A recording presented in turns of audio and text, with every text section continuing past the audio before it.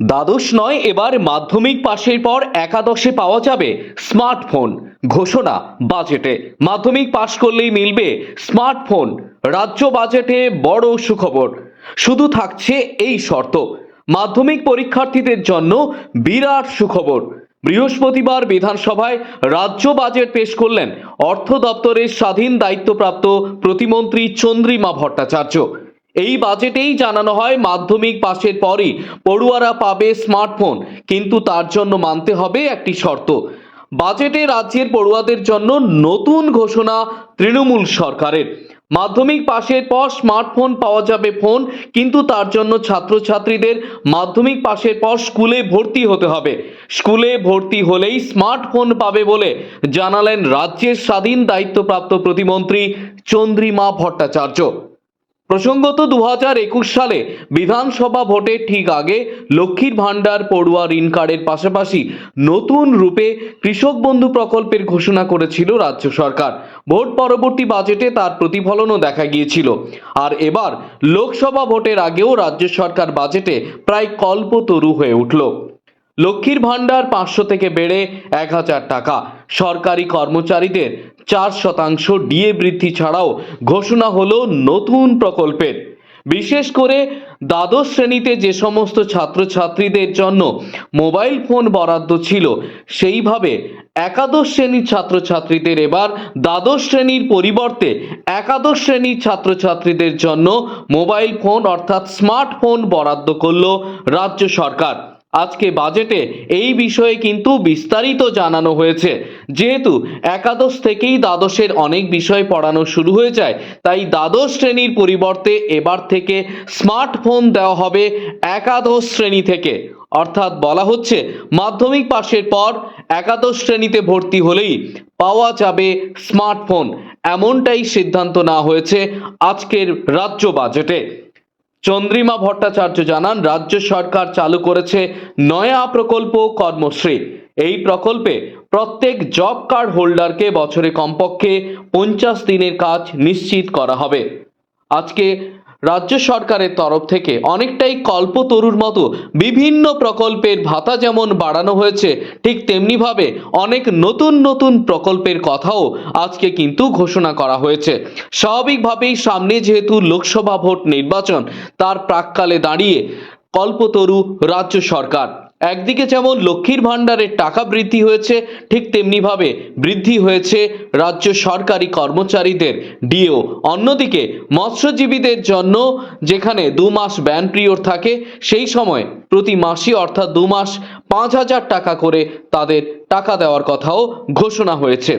স্বাভাবিকভাবেই রাজ্য সরকারের এহেন সিদ্ধান্ত, রাজ্য সরকারের এই বাজেট স্বাভাবিকভাবেই সাধারণ মানুষের মুখে হাসি ফুটিয়েছে।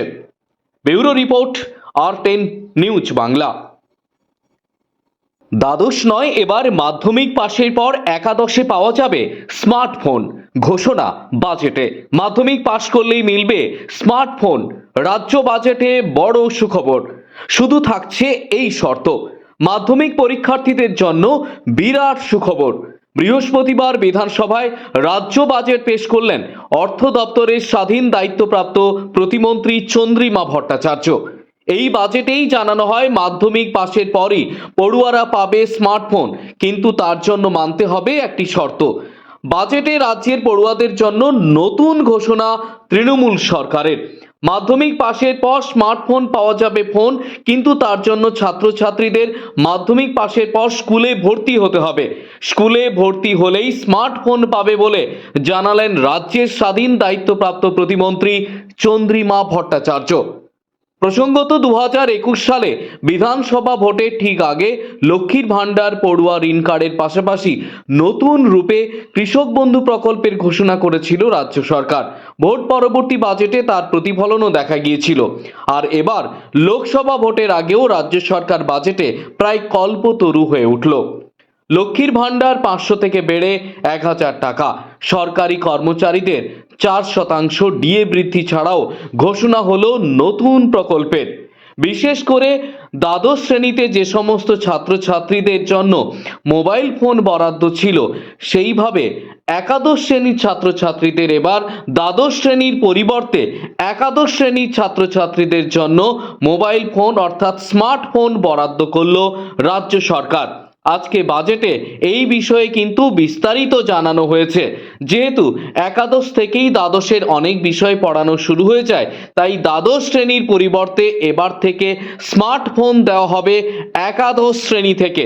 অর্থাৎ বলা হচ্ছে মাধ্যমিক পাশের পর একাদশ শ্রেণীতে ভর্তি হলেই পাওয়া যাবে স্মার্টফোন, এমনটাই সিদ্ধান্ত নেওয়া হয়েছে আজকের রাজ্য বাজেটে।